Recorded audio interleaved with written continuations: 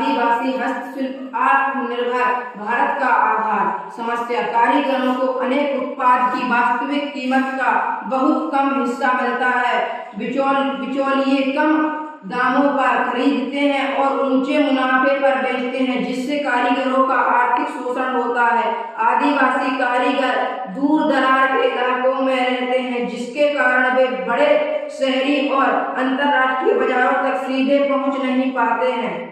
कारीगरों में online marketing, e commerce और सोशल मीडिया का उपयोग करने का ज्ञान कम होता है, जिससे वे अपने उत्पादों को बड़े ग्राहक वर्ग तक नहीं पहुंचा पाते हैं। मशीन से बने सस्ते उत्पाद बाजार में भर गए हैं, जो हाथ से बने पारंपरिक उत्पादों की प्रतिस्पर्धा में कम कीमत पर उपलब्ध है। सरकारी वित्तीय सहायता या ऋण प्राप्त करने की प्रक्रिया जटिल होती है, जिससे वे अक्सर साहूकारों के जाल में फंस जाते हैं।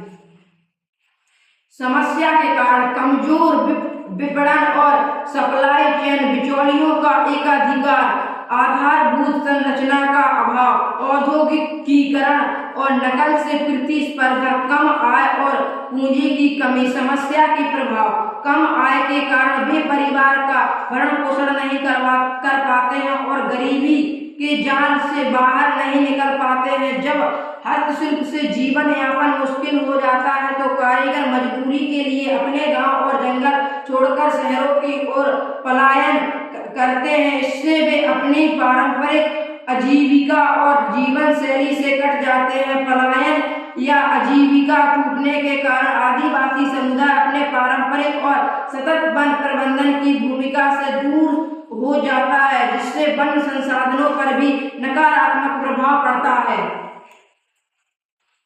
समस्या से प्रभावित कारक, जनजातीय कारीगर, महिला कारीगर, लुप्त हो रही कलाएं, संस्कृत पहचान, हस्तशिल्प उद्योग। समस्या के साधन, प्रत्यक्ष बाजार पहुंच, कारीगरों और बिचौलियों से बचाने के लिए सरकारी मंचों के माध्यम से सीधे ग्राहकों को उत्पाद बेचने के अवसर प्रदान किए जाएं। स्थायी प्रदर्शन मंच, बड़े शहरों और पर्यटन स्थलों पर स्थायी आदि हाट या प्रदर्शन केंद्र स्थापित किए जाएं, जहां कारीगर बारी-बारी से अपने उत्पाद बेच सकें।